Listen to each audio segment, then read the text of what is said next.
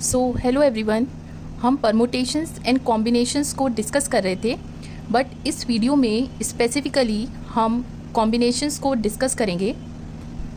तो देखिए, combinations basically क्या होते हैं और किस तरह से हम इन्हें फाइंड आउट करते हैं, ये कंसेप्ट जानने के लिए ज़रूरी है कि हमारा परमुटेशंस का कंसेप्ट एकदम क्लियर हो।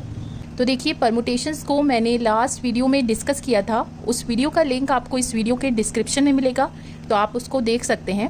Now coming back to our topic combinations. So just suppose करते हैं कि मेरे पास 5 चॉकलेट्स हैं, हर चॉकलेट का फ्लेवर अलग अलग है, राइट? तो हम उन चॉकलेट्स को नाम दे देते हैं लाइक दिस, राइट? अब मैंने आपसे कहा कि इन 5 चॉकलेट्स में से कोई भी 3 चॉकलेट्स आप सिलेक्ट कर लीजिए। तो एक पॉसिबिलिटी ये हो सकती है कि आपको ये वाला फ्लेवर पसंद हो, तो आपने सिलेक्ट कर लिया C1, C2 और C3। या दूसरी पॉसिबिलिटी ये हो सकती है कि आपने कहा नहीं, मुझे C1 लेना है, C2 लेना है और C4 लेना है। या फिर C1 और C2 के साथ मुझे C5 चाहिए। आपने कहा नहीं भाई, मुझे C2, C3 और C1 चाहिए। सो इसी तरह से और भी पॉसिबिलिटीज़ हो सकती हैं एंड सो ऑन।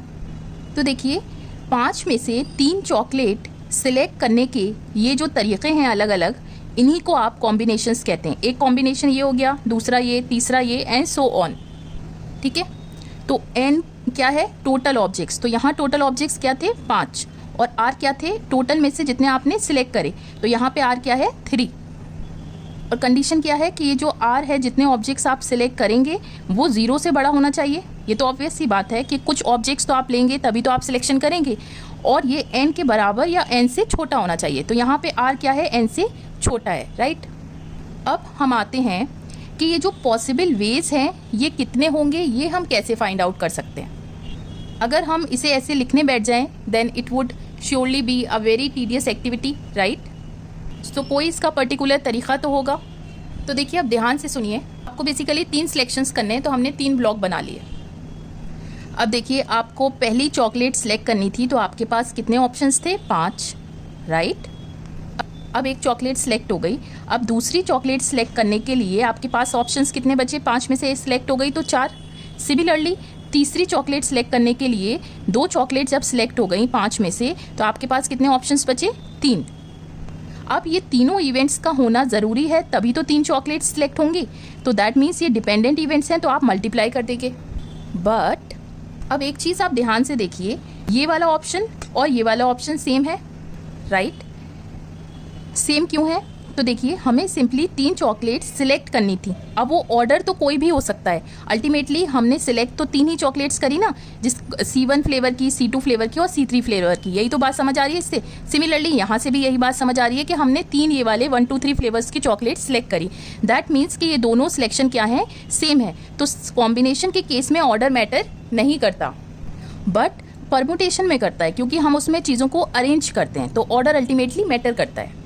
तो अब ध्यान रखिए कि ये 3 चॉकलेट्स थी, तो इसी तरह के और भी अरेंजमेंट्स इससे बन सकते हैं। तो कहने का मतलब हुआ कि ये 6 सिलेक्शन जो हैं वो एक सिलेक्शन को रिप्रेजेंट कर रहे हैं। सिंपली ये 3 थी चॉकलेट्स और 3 ही जगह है, दैट मीन्स 3 फैक्टोरियल इनका अरेंजमेंट होगा। 3 फैक्टोरियल मतलब 6 अरेंजमेंट्स होंगे। ये 6 ही हैं, राइट? तो सिमिलरली C1, C2, C4 के भी ऐसे ही 3 फैक्टोरियल अरेंजमेंट्स होंगे। जितने भी सिलेक्शन हमने निकाले हैं उनमें ये 6 के 6 सिलेक्शंस इंक्लूडेड हैं, तो 6 को हम एक सिलेक्शन मान रहे हैं, इसलिए हमें क्या करना पड़ेगा? सिंपली 3 फैक्टोरियल से डिवाइड करना पड़ेगा, राइट? तो अब आपके ये टोटल कॉम्बिनेशंस आ गए। अब देखिए, इसी चीज़ को हम दूसरी लैंग्वेज में भी कह सकते हैं कि हमारे पास 5 चॉकलेट्स थी, राइट? टोटल 5 चॉकलेट्स थी और उन्हें 3 जगह पे हमें अरेंज करना है। तो कितने टोटल अरेंजमेंट्स हो सकते हैं? टोटल 5 थी, अरेंजमेंट्स हो गए P, और 3 को अरेंज करना है। तो 5 × 4 × 3 इसके बराबर है। ये सिंपली हो जाता है 5 फैक्टोरियल डिवाइडेड बाय 5 - 3 फैक्टोरियल। आप सिंप्लीफाई करेंगे तो आपको यही वैल्यू मिलेगी, ठीक है? सिंपल हमने यहाँ पर ये डिफरेंट तरीके से अरेंज ही तो किया था, तो हमने इस चीज़ को ऐसे लिख दिया, डिवाइडेड बाय 3 फैक्टोरियल। क्योंकि कॉम्बिनेशन में ऑर्डर मैटर नहीं करता, तो जितने भी 3 फैक्टोरियल अरेंजमेंट हैं वो एक सिलेक्शन की तरह काउंट होंगे, राइट? सिमिलरली यहाँ पर भी आप 3 फैक्टोरियल से मल्टीप्लाई कर दीजिए। अब जैसे कि मैंने आपको ऊपर बताया था कि यहाँ पर n क्या था? 5, तो हम जनरल फॉर्मूला यहाँ से लिख सकते हैं n फैक्टोरियल n - 3 क्या था? r फैक्टोरियल और this is r factorial, right. तो ये टोटल कॉम्बिनेशंस का जनरल फॉर्मूला हमें यहाँ पर मिल गया। अब इसको आप रिप्रेजेंट कैसे करते हैं, एन टोटल ऑब्जेक्ट्स है, सी फॉर कॉम्बिनेशन और आर मीन जितने ऑब्जेक्ट्स आपको सिलेक्ट करने हैं। कहा कि इसको ऐसे भी लिख सकते हैं n p r divided by r factorial. तो इसलिए मैंने स्टार्टिंग में आपसे कहा था कि परमुटेशन अगर हमें अच्छे से समझ आ गया तभी हम कॉम्बिनेशन को समझ सकते हैं, क्योंकि कॉम्बिनेशन और permutation is directly related to each other, right. तो इसे सिंपली आप सिंप्लीफाई कर सकते हैं। This is 60 divided by 3 into 2 into 1 and this is total 10 combinations, simple. तो देखिए इन शॉर्ट, अगर आप एन ऑब्जेक्ट्स में से आर ऑब्जेक्ट्स सिलेक्ट कर रहे हैं तो उसका सिंपल वर्ड्स में ये मतलब है कि आप एन ऑब्जेक्ट्स में से आर ऑब्जेक्ट्स को अरेंज कर रहे हैं, राइट।